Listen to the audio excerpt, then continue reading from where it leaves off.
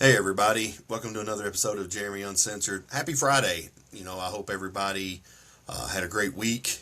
I hope it wasn't long or stressful for anybody. I think I know a few people that it was, but we got through it. And so I just hope everybody had a great week though. Wherever you're at, hope you had great weather.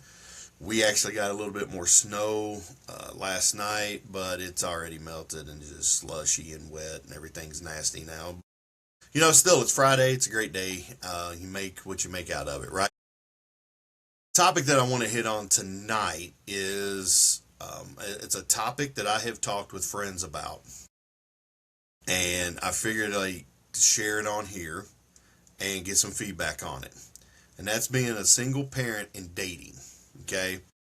So, yeah, this is more geared towards the single parents, obviously. Married people, you still can chime in, obviously. Okay.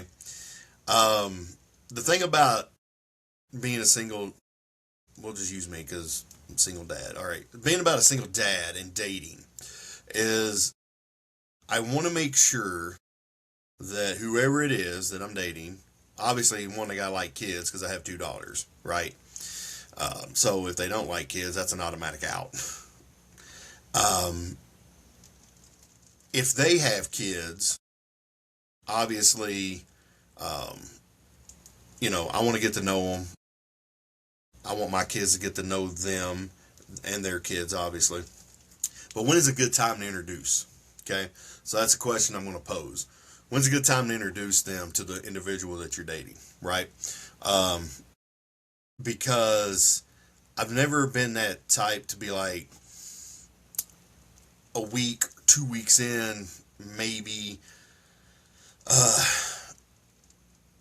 we won't say we're officially dating. Maybe it's the week or 2 weeks where you're going out, maybe going out to movies, you're going out to dinner or whatever. You're doing getting to know each other. Period. Right? Do you go ahead and introduce them then, or do you wait? Me personally, I feel like I would wait. The reason is I wouldn't want my kids to get to know her and really like her, and her kids, if she has them, get to know me and like really like me for whatever reason, and then something happens, right? Now, the reason I say that is then if I go and I'm dating somebody else, let's say, or not even dating, but getting to know period again, and I introduce them within the first week or two, do they start, you know what I'm saying? If they get to liking them, and then for whatever reason it doesn't work out. At their age now, I think they're more understanding. That was one thing a friend of mine said to me. He said it would for him depend on the age. If they were 4, 5, 6 years old, nah, you just wouldn't introduce every single person to them within that first week, 2, 3 week time period, right? Um, my kids, obviously, I got one turning 12 next Saturday, and then I've already got a 13-year-old. Maybe they're more, apt to understand that, yeah, okay, we met them, but something happened. Okay, maybe we found a quirk with each other. She chews with her mouth open. I don't know. Actually, I'm not that type of person to kick them to the curb because they chew with their mouth open. Come on. If we want to get down to brass tacks, we can always find a quirk, something wrong with somebody, right? But anyway, I just want to pose that question though is how long? What's a good time frame? Do you wait till you're official, or do you go ahead and introduce within that first week or two? So I think it's a valid question. Hit me up in the comments and let me know what you think. Um, I also feel like I don't want to introduce them to too many, and just for the fact that you know I don't want names to be confused, and I get that it can happen. So again, hit me up. Let me know what you think. Um, how is dating different for you now than it was? Like when I was younger, it's a lot different, right? A lot different. And I'm not saying it was easier, and I'm not saying it was harder. I actually think it's more complicated now than it was when I was growing up. That's just that's just me. And now when I have to throw kids into the mix, it makes it even more difficult. Not to say that it can't be done. I'm not saying it. I'm not saying if you're a single parent, just stay single, right? I'm not saying that because you have kids. Oh my gosh. No, I'm not saying that at all. So don't take it the wrong way. But I am saying you different aspects have to be taken into account now. And I do take both my kids' feelings into account. When I first got divorced back in 2022, both kids had already voted that they did not want me dating. They did not want me to have a girlfriend or anything. They didn't even want me to get remarried. Now, I will say this about me. I am the type that I don't feel like I have to have somebody, right? I don't feel that way. I've never felt that way, right? I'm not saying if God doesn't just put somebody there, puts me in a place, the right place, right time where I meet somebody and we hit it off and, go from there. I'm not saying that. What I'm saying is I don't go to bed and I go, oh man, this sucks. I don't have a girlfriend. Right? No, I don't. I don't go to bed. I don't lose sleep at all. But that's just how I am. But when my kids first said it, at first I just kind of laughed it off, right? Because again, me being me. Now we fast forward, and now it's kind of like, yeah, you should date. Okay. I still take their feelings in consideration because I want them to get along with that person, right? Their problem was at first is they were wondering what would happen if I was dating somebody and let's just say they moved in or we all moved in together and she was mean to them. I said, oh, it's easy. Kick her to the curb. I got no problem with that. Like, if they're mean to you, no, yeah, they're gone. I mean, nobody's going to abuse my kids. I don't care. I don't care how hot you are. I don't care how much money you got. It's not happening. And I told them that. So I think it eased their minds and to know that their dad, yeah, is obviously going to look out for them. Let's be real. Some parents don't. Some parents are just all about who's next, right? This didn't work out with this guy or this girl. I'm on to the next one.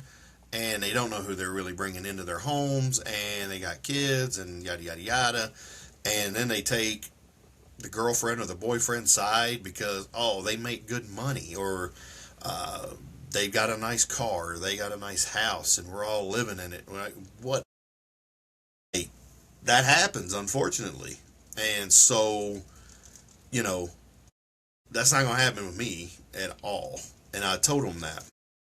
Also, the thing is I told my girls too, obviously I'm going to make sure they like kids.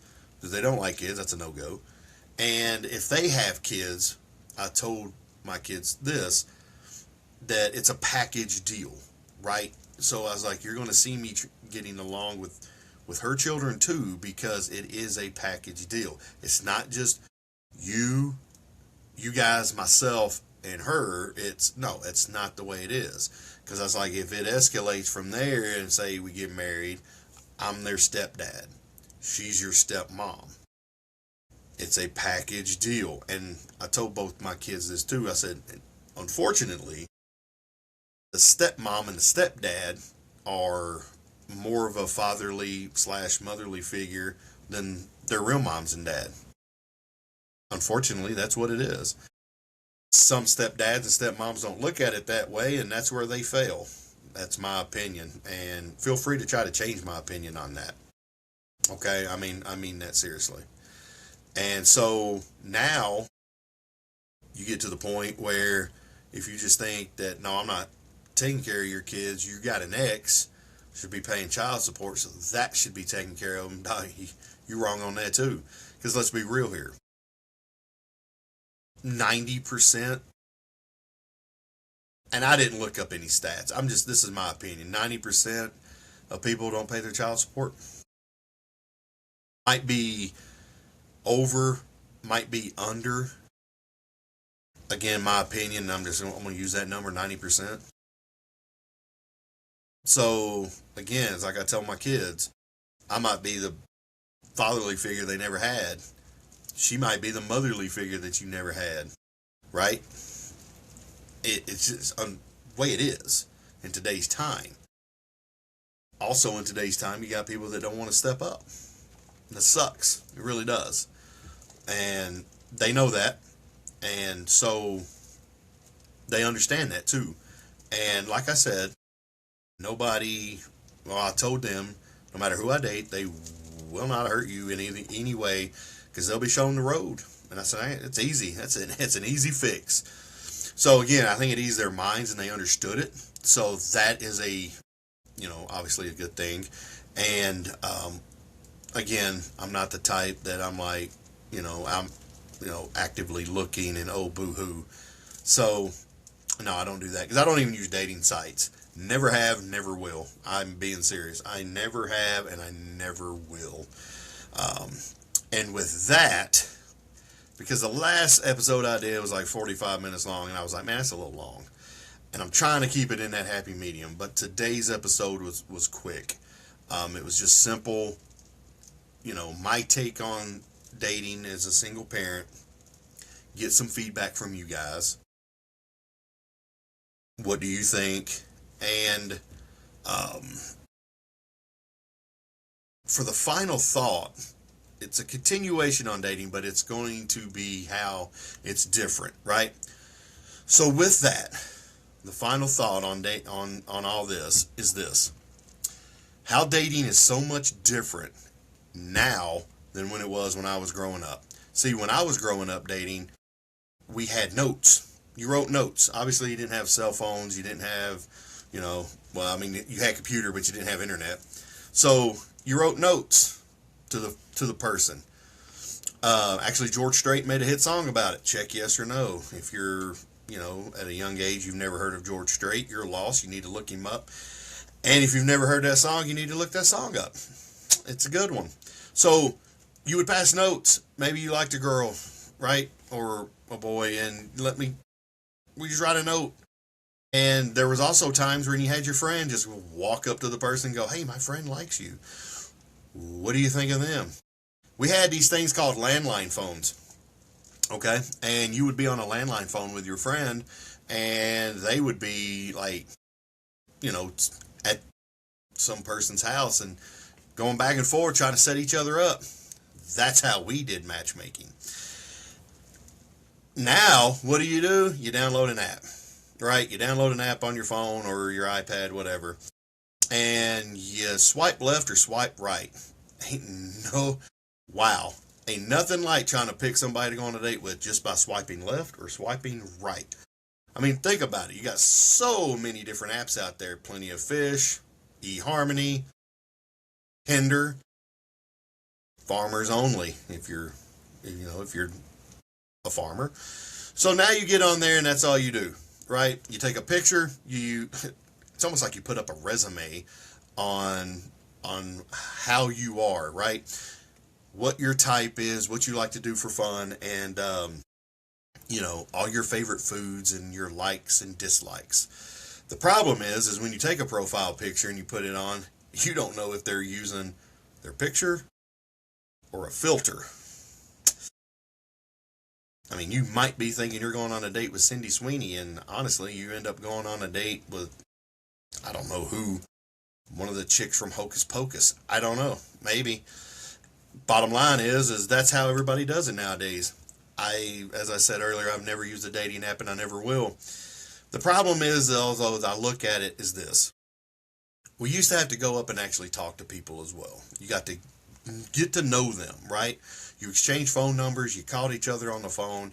You really got to get to know them as a human. Nowadays, when you're on your app, you just hope they're a human. And you hope they're not registered to anything. Catch my drift? Back then, I had no problem with talking to people. Nowadays, it's like when you mention to go up talking to people, people get anxiety, or they get triggered, or they get overwhelmed.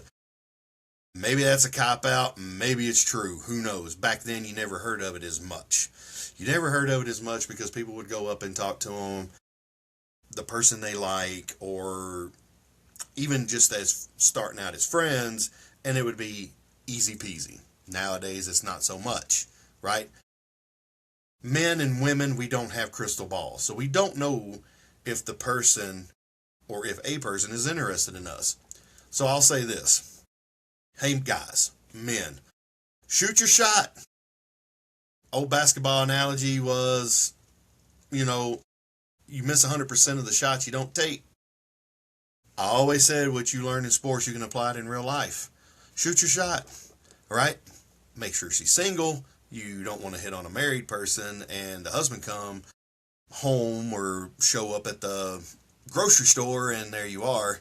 So make sure, that's taken care of. But shoot your shot, ask, talk. It's okay. Worst thing she can say is no. The only thing is you're going to have to accept that no. You can't sit there and push the issue and start showing up to her job to say, I want to make sure you're safe, because at that point she isn't safe. And at that point you're going to get served a little piece of paper called a restraining order. And you don't want one of those, I'm sure. But ladies, you're not off the hook. You can shoot your shot too. There's nothing wrong with it. Worst he can say is no. Right, no, he's not interested. But again, you're going to have to take that no and take that not interested and take it and be fine with it. You don't want to spam text a guy while he's at home eating hamburger helper, watching a basketball game or his favorite TV show, and try to blame him because he wasn't interested and you got back together with your ex who possibly was abusive or just a narcissist. I don't know. You don't want to do that, because then you're going to get what they call nowadays ghosted real quick. Or at least you have that option on your phone to block the number. So yes, while dating is so much different, there is not a problem with shooting your shot and actually talking to somebody. If you feel more comfortable with sending a text message, if you have their number, go for it. Shoot them a text. But again, accept the answer no, or, whatever. We don't have crystal balls. Women, you can't also get on Facebook talking about how useless men are, right? You're posting how useless men are and how dumb men are, but yet you're still dating them, or you're still married to one.